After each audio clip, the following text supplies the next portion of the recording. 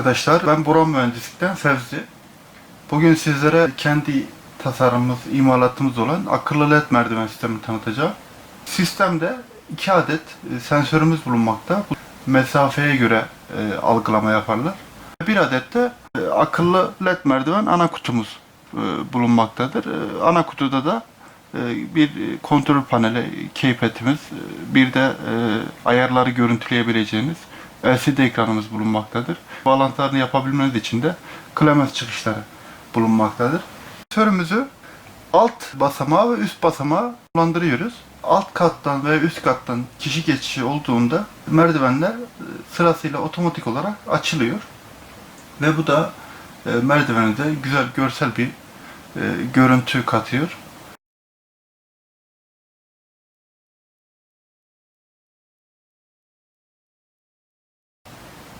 Alt kattan bir hareket algılatalım. Üst kata doğru açılsın. Evet, hareketi verdim mi üst kata doğru sırasıyla açılıyor. Bir bekleme süresine geçecek. Bekleme süresi tamamlandıktan sonra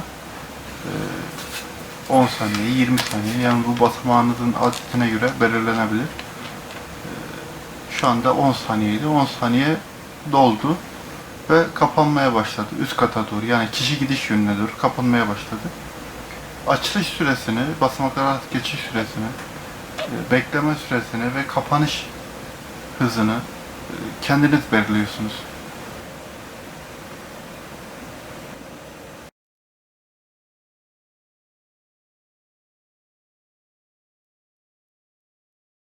Üst kattan bir hareket algılatalım. Üst kattan alt kata doğru sırasıyla açılıyor. Bizim sistemimizde şu anda 20 LED var. Zaten sistemimizde 20 basamağa kadar. Yine alt katta olduğu gibi üst katta da üstten aşağı doğru kişi geçiş yaparsa sırasıyla açılıyor ve sırasıyla kapanıyor.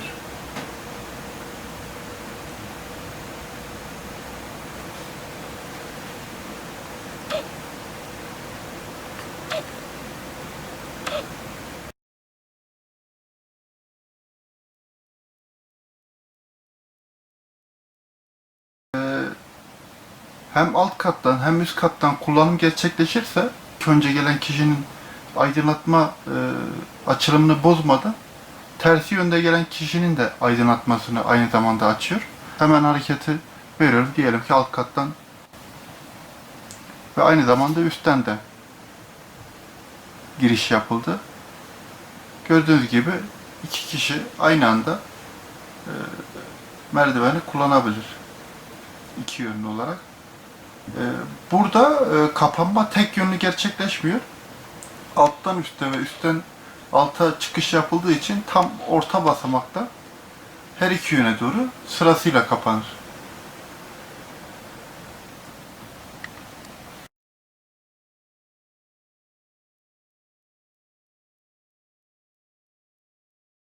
Sistem merdivenleri kapatmaya başlamışsa sırasıyla bu konumdayken kişi alt kattan ve üst kattan merdivene giriş yaparsa kapanmayı sonlandırıp kişinin gidiş yönüne doğru tekrar açar. Bu sayede gelen kişi merdivenin kapanma hareketini beklemeden merdiveni kullanabilir. Onu da göstereyim hemen. Diyelim ki alt kattan kişi giriş yaptı. Üst kata kadar açıldı. Bekleme süresi sonunda kapanmaya başlayacak. Kapanmaya başladığı anda, kapanma gerçekleşirken alt kattan ve üst kattan kişi giriş yaptığında kapanmayı sonlandıracak. Bekleme süresi doldu. Şu anda kapanmaya başladı. Üst kata doğru kapanıyor. Diyelim ki üst kattan bir kişi giriş yapıyor. Kapanma gerçekleşirken. Girişi yaptı. Gördüğünüz gibi kapanmayı sonlandırdı ve gelen kişinin yönüne doğru sırasıyla açıldı.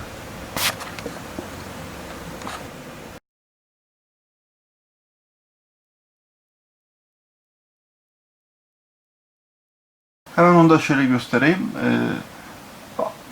Üst kattan alt kata doğru bir hareket gerçekleştirdik. Ve tüm basamaklar açıldı. Kişi geçişini tamamladı ve bekleme süresine geçti. Bekleme süresi geriye doğru sayıyor. Bu esnada gördüğünüz gibi üst kattan tekrar giriş yaptım. Bekleme süresi sıfırlandı bakın. Ben 10 saniye ayarlamıştım. 10 saniyeden tekrar geriye doğru saymaya başladı. Ve kişi geçişini tamamladı. Geriye sayım bittikten sonra zaten kapanmaya geçiyor. Eğer saydıktan sonra yani merdivende de bir hareket yok ise kapanmaya geçiyor. Zaten biraz önce belirtmiştik. Kapanma süreci içinde de bir hareket algılarsa merdiveni tekrar kapanmayı sonlandırıp kişi gidiş yönüne doğru açıyordu. Gördüğünüz gibi. Çift yönlü kullanımda da yine aynı şekilde merdivenler açılıyor.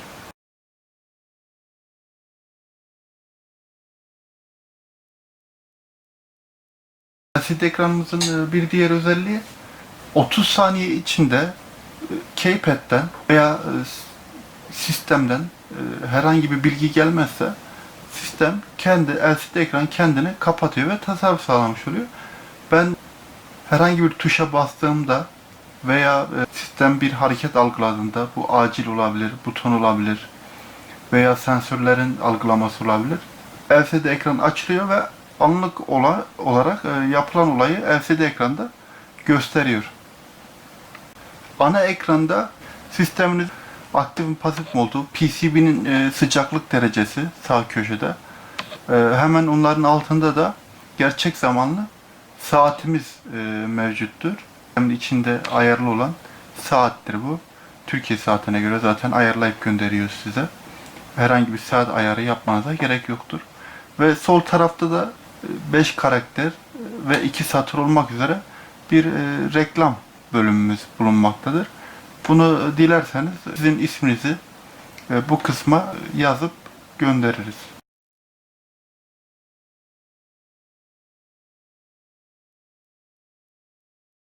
Sistemimizin bir diğer özelliği de referans ışığı modu olmasıdır. Referans ışığı nedir?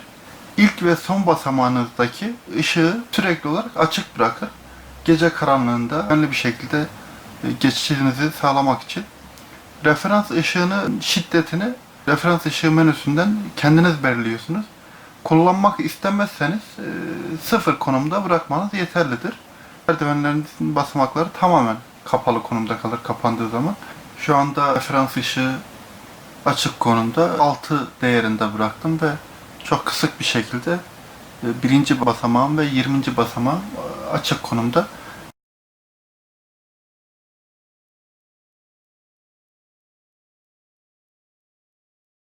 Arkadaşlar bir de sistemde animasyon modumuz var. Şu anlık animasyon modumuz 2 tane. Birincisini zaten anlattık. Sıralı açılım kapanı. İkincisi ise toplu açılım kapanı. Yani hareketi algıladığı anda sizin belirlediğiniz süre içinde dinleyerek merdivenlerin tamamı açılıyor. Bekleme süresine yine geçiyor ve dinleyerek tamamı aynı anda kapanıyor. Onu da hemen şöyle göstereyim. Örneğin alt kattan giriş yapıldığında yavaş yavaş tüm basamakları dinleyerek tamamını açıyor. Şu an tüm basamaklar açıldı ve bekleme süresine geçti. Bekleme süresi sonunda tüm basamakları aynı anda dinleyerek kapatacak. Dediğim gibi yine süreleri siz ayarlıyorsunuz. Eğer animasyon modunu sıfır değerine getirirseniz sensörleriniz pasif konumda kalacaktır. Yani sizin referans ışığınız çalışsa bile sensörleriniz algılama yapmayacaktır. Bu şekilde de sensörlerinizi devre dışı bırakabilirsiniz. Animasyon modu sıfıra alarak.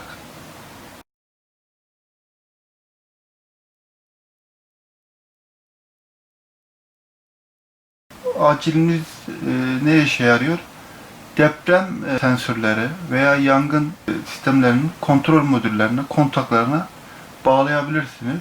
Ve bu sayede eğer deprem anında veya yangın anında sisteminiz alarm verirse, yangın sisteminiz, deprem sensörünüz veya başka bir güvenlik sisteminiz alarm verirse LED merdiven sinyali algılar ve tüm basamakları açık tutar. Bu sayede panik anlarında merdiveni hızlı ve güvenli bir şekilde kullanmış olursunuz. Sistemde acil girişinin çıkış kontakları kısa devre olduğu sürece basamaklar açık kalır. Kısa devre bittiğinde, yani siz yangın veya deprem sisteminizi resetlediğinizde 3 saniye durum kontrolü yapar. Sinyal gelmiyor ise sistemini akıllı led merdiven kendi beynini resetler ve sistem tekrar kullanıma açar.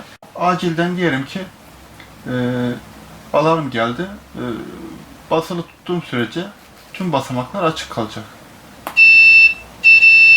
Ve ekranda da acil durum alarmı gözüküyor ve aralıklı olarak bip sesi çalıyor. Gördüğünüz gibi. Güvenlik sistemimizdeki alarm kesildiği anda bırakıyorum. 3 saniye durum normal, resetleniyor diyor ekranda. Durum kontrol yapıyor ve tekrar akıllı led merdiven sistemi aktif hale geliyor.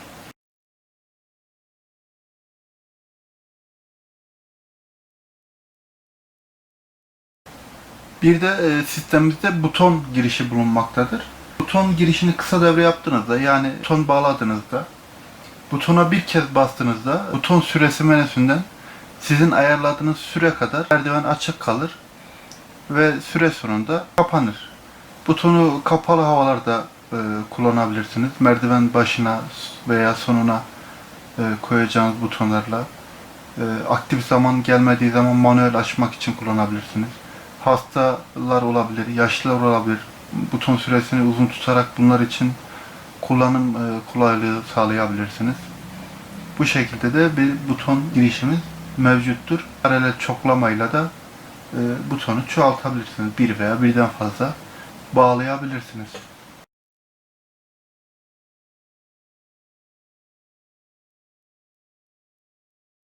Sistemimizde bir de sistemin kendi içerisinde RTC mevcuttur. Lityum pil ile beraber. Yani bu RTC sizin aktif pasif zamanınızı belirlemenize yardımcı olur. Yani siz buradan hemen girelim menüye. Zaman ayarına geçiyorum. Okeyliyorum. Zaman ayarı açık diyor. Zaten yan menülerde de oklar çıkmış durumda. Aktif saati. Burada sizin örnek veriyorum 16.30'dan sonra çalışsın ve sabaha karşı 7.30'da da kapansın derseniz buradan aktif saatinizde 16.30, yan menüye geçiyorsunuz. Pasif saatinizde 7.30'da attığınızda sistemin içerisinde bulunan saate göre sizin sensörlerinizi açıp kapatabiliyor. Yani siz gündüz saatinde çalışmasını istemiyorsanız bu ayarları yaparsınız. Bu ayarları yaptığınızda tekrar girelim zaman ayarına. Bu ayarları yaptınız ve örnek veriyorum siz zaman ayarına göre çalışmasını istemiyorsunuz artık. Ve zaman ayarı açık yazıyor bakın burada. Aktif ve pasif bölümüne geçmeden önce zaman ayarı açık diyor. Ben bunu kapalı konumda bırakırsam artık sistem sensörleri sürekli aktif konumda kalacaktır ve zaman ayarınız pasif konumda kalacaktır. Yani aktif pasif zaman ayarınıza göre artık çalışmayacaktır ve sistem sürekli aktif konumda kalacaktır. Yani bu eğer merdiveniniz hiç ışık almıyorsa, sürekli karanlık bir ortamsa zaman ayarını kapalı da bırakmanız gerekiyor.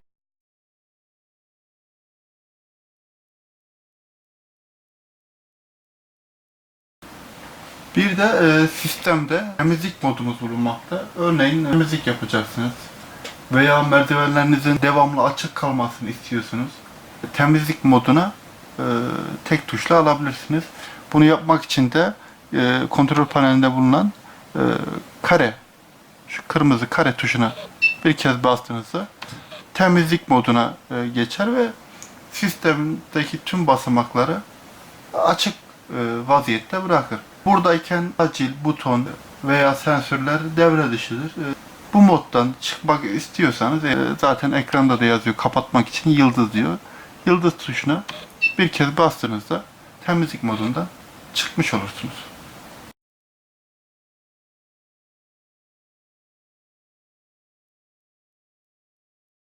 Menülere bir göz atalım.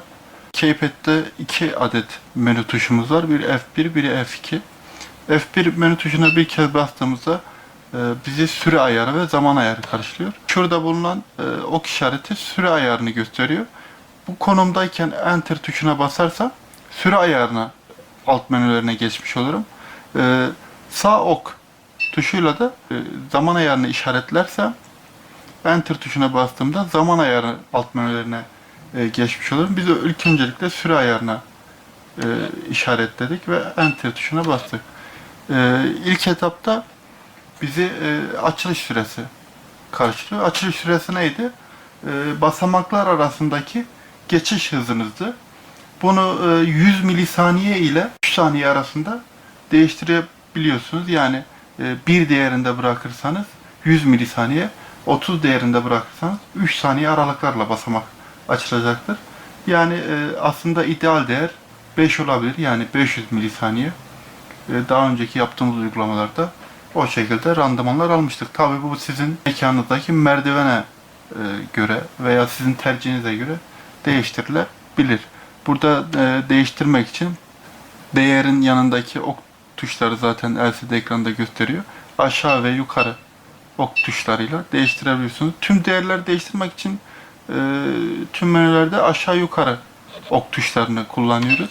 Tek basımlarda tek tek basılı tuttuğumuzda hızlı bir şekilde geçiş yapar. Gördüğünüz gibi basılı tutuyorum hızlı bir şekilde. Tek basımlarda da tek tek geçiş sağlar. Açılış süresinden süre ayarı menüsüne girmiştik. Açılış süresinden devam etmek istersek yan menülere doğru. Menüler arası gezinmede ise sağ sol ok yönlerini kullanıyoruz tuşları. Sağ bastım kapanış süresi. Yani bu da sizin dimleme sürenizi belirliyor. Yani merdivenler kapanmaya başladığı andaki hızınızı belirliyor. Bekleme süresinden bahsetmiştik zaten. Minimum merdiveni kullanma süresi kadar olmalıdır. Bunu da siz kendiniz belirliyorsunuz. Sensör mesafesi. Bu da önemli arkadaşlar. Bu sensör mesafesi sizin sensörü koyduktan sonra nereye kadar algılama yapmasını istiyorsunuz? Örneğin diyelim ki duvara veya merdivenin kenarına montajladınız ve basamağınız 1 metre. 1 metreden sonrası da hol diyelim. Holde bir gezinme olduğu zaman sensörünüzün görmesini istemiyorsanız bu 1 metrelik basamağa göre mesafenizi belirliyorsunuz. Bunu 2 metreye kadar ayarlayabiliyorsunuz. 1 metrelik bir basamakta eksi 10 santimde tolerans koyarak yani 90 santime ayarlarsanız kararlı bir şekilde çalışacaktır. Ve 90 santimde yani basamaktan sonraki alanı görmeyecektir. Diğer bir menüye geçiyoruz. Burada sensörünüzün şu anki değerini gösteriyor. Yani anlık olarak sensörünüzün ölçtüğü mesafeyi görebiliyorsunuz. Yani sensörünüzü montajladınız. Önüne bir engel koydunuz. Yani şöyle diyelim. Önüne bir engel koydunuz. Bakın üst sensör 5 santim sabitlendi. 5 santimden sonrasını görmek istemiyorsunuz. Siz bunu 4 yaparsınız. Nereden yapacaksınız? Sensör mesafesinden 4 yaparsanız sensörünüz artık buradan sonrasını, ilerisini algılamaz. Geçiyoruz. Buton süresi. Buton süresi neydi? Sistemde bulunan buton bağlarsanız eğer sisteme buton girişinde butona bastığınız anda basamakların ne kadar açık kalacağını buradan belirliyorsunuz. Bu da bir nevi merdiven otomatiği görev görüyor. Ve butonda şöyle bir şey daha ekleyeyim. Butona her bastığınızda bu süreyi sıfırlıyorsunuz. Mesela 20 saniyelik bir süre belirlediniz burada. Buton süresinde. Geriye doğru sayım gerçekleşti. Kapanmaya doğru yaklaşırken geriye doğru sayım gerçekleşirken butona tekrar bastığınızda süreyi sıfırlıyor ve tekrar 20 saniyeden geriye doğru saymaya başlıyor. Yani size zaman kazandırmış oluyor. Buton süresi F1 menümüz bu kadardı. Açılış, kapanış, sensör anlık görüntüleme, sensör mesafe ve buton süresi. Menülerden çıkmak için ESC tuşuna basabilirsiniz. Bir de F2 menümüz var. F2 menümüzün içine girdiğimizde bizi LED parlaklığı karşılıyor. Ve LED parlaklığına geçtiğimiz anda 3 nolu basamaktaki ışığımızı açık konuma getiriyor. Bu ne için gerekli? Bu sizin burada belirleyeceğiniz LED parlaklığını merdivende görebilmeniz için sağlanan bir kolaylık. Yani ben şu anda en yüksek değerde zaten 255'tir zaten en yüksek değer. Ve ben bunu buradan basılı tutarak kıstığımda 3 nolu basamakta açılan LED de anlık olarak buradaki değerinize göre hareket edecektir. Bakın ben kıstıkça 3 nolu basamakta kısılıyor. Bu sizin buradaki ayar, yaptığınız ayar, bundan sonraki sizin merdiven hareketlerinizdeki ışık şiddetinizi belirleyecek. Yani animasyon modu 1, 2, buton veya acil durumlarında sizin merdiveninizin ledinin ne kadar parlak olacağını belirliyor. Ben bunu örneğin 65'te bıraktım. LED'i bayağı bir kıstım. Bunu bu şekilde bırakırsam eğer bundan sonraki ışık şiddetleri artık bu şekilde açılacaktır. Buradan hemen diğer menüye. Burada basamak sayısı. Basamak sayısı 5 ila 20 arasında değiştirebiliyorsunuz. Yani minimum 5 basamaklı bir merdivende veya maksimum 20 basamaklı bir merdivende sistemi kullanabilirsiniz. Buradaki basamak sayısını örneğin 16 yaptınız. Yani bu sizin referans ışığınızı veya sıralı açılmanızı, sıralı kapanmanızı veya çift yönlü geçişlerde tam ortadan kapanış şeklinizi hiçbir şekilde bozmuyor. Sistem, algoritma kendini otomatik olarak ona göre ayarlıyor. Basamak sayısını geçiyoruz. Referans ışığından bahsetmiştik. Referans ışığı menüsünde de ilk ve son basamağınızı eğer açık kalmasını istiyorsanız aktif saatleriniz içerisinde yani bir yol gösterici ışığı olmasını istiyorsanız bu şekilde referans ışığını kendi ışık şiddetinize göre buradan ayarlıyorsunuz. Sıfırda bırakırsam referans ışığı modunu iptal etmiş olursunuz. Yani tamamen kapalı konumda kalır. Animasyon modundan bahsetmiştik. Animasyon modu iki tane animasyon modumuz var. Birincisi sıralı şekilde açılış ve kapanıştı. İkincisi ise tüm basamakların aynı anda açılması ve aynı anda kapanmasıydı. Animasyon modunu da sıfırda bırakırsanız sensörleriniz pasif konumda kalır. Yani aktif pasif saatinize bakmaksızın sensörlerinizi devre dışı bırakmış olursunuz. Yani genelde kullanan arkadaşlar bir animasyon modu biri tercih ediyor. Tabi bu yine sizin tercihinize kalmış. LED parlaklığından bahsetmiştik. Referans ışığında da aktif pasif saatinize bakmaksızın referans ışığı menüsüne girdiğiniz zaman yine anlık olarak basamaklarınız açılır ve referans ışığı menüsüne göre size oradan bir görsel bir ayar sunar. Oradan bakıp kendi ışığınızı ayarlayabilirsiniz. Yine ben referans ışığını sıfır konumda bıraktım. Zaman ayarıyla ilgili bir detayı atladık sanırım. Hemen zaman ayarına girelim. F1 menüsünden. Enter. Zaman ayarını açık konumda zaten. Aktif saatini ayarlamak için veya pasif saatini ayarlamak için ekranda saat ve dakika ayarı var. Gördüğünüz gibi. İlk öncelikle dakika ayarını yapıyoruz. Basılı tuttuğumuzda aşağı veya yukarı ok yönüne basılı tuttuğumuzda dakika ayarı değişecektir. Ve saat ayarı içinde tek tek basım yapmamız gerekiyor. Bu şekilde iki tuşla kolaylıkla ayarlayabilirsiniz. Basılı tuttuğunuzda da dakika değeri değişir. Tek basımlarınızda saat değeri değişir. Pasif saatinde de, aktif saatinde de aynı şekilde yine ESC tuşuyla ana menüye geçiş yapabilirsiniz. Elektrik kesintisinde hiçbir şekilde saat hafızasını veya sizin ayarladığınız değerleri hafızasında kaybetmez. Elektrik kesintisinde kalıcı hafızası mevcuttur. Arkadaşlar menü ayarlarındayken sistem hiçbir şekilde algılama yapmaz. Acil modu hariç buton veya sensörlerden algılama yapmaz. Bu sayede ayarlarınızı hiçbir engel olmadan rahatlıkla yapabilirsiniz.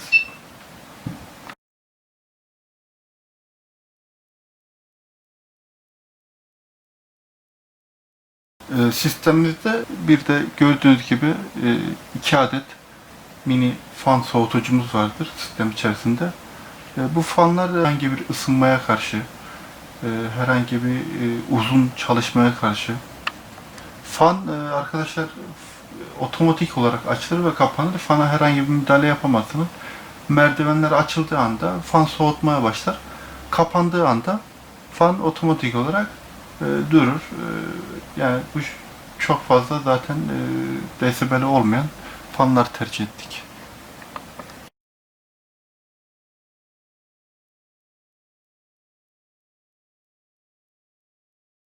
Kutunun montajı için iki farklı seçenek sunuyor sizin için. Kutumuzda isterseniz duvara montaj aparatı gönderiyoruz.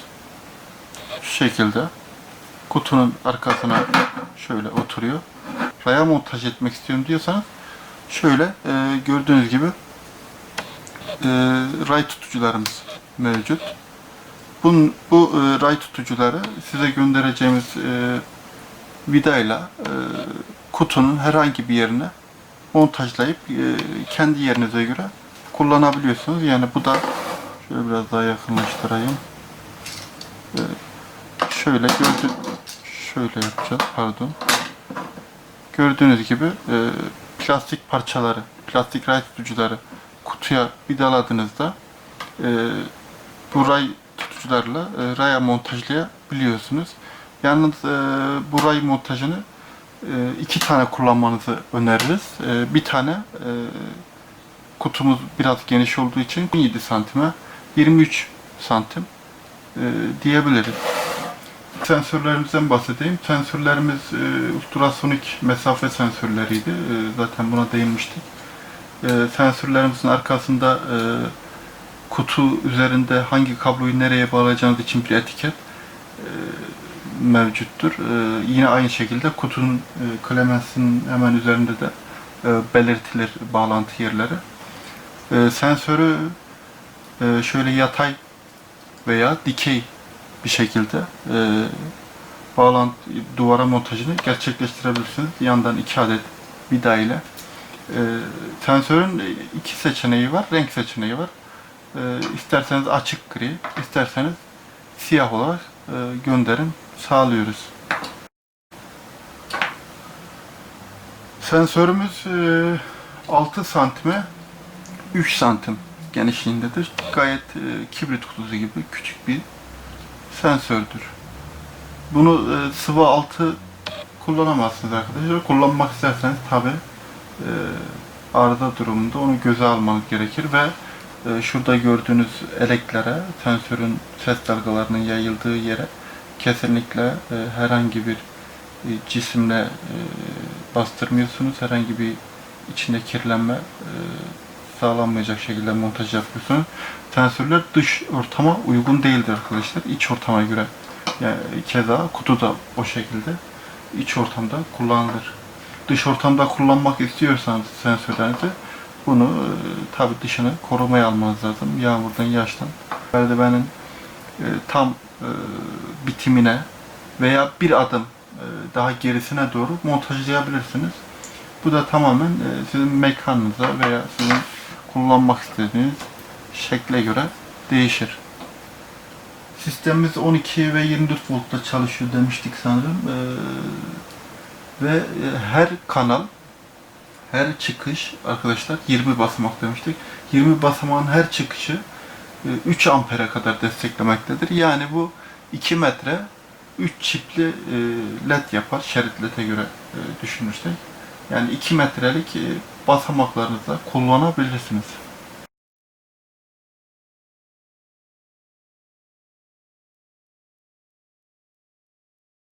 Bu sistemin yazılımı ve tasarımı firmamıza aittir. Bu projeyi yaparken yurt içinde, yurt dışında birçok projeye göre Ar-Ge çalışması yaptı ve tüm özellikleri, yapılmaya çalışılan, yapılmamış olan tüm özellikleri bu kutu üzerinde topladığımızı sanıyorum. Yine sizin de sorularınız olursa video altına yorum yazabilirsiniz veya iletişim kanallarımızdan bizimle iletişime geçebilirsiniz. İnternet sitemizden veya sosyal medya üzerinden bizimle iletişim sağlayabilirsiniz arkadaşlar. Teşekkür ederim. Hepinize iyi çalışmalar.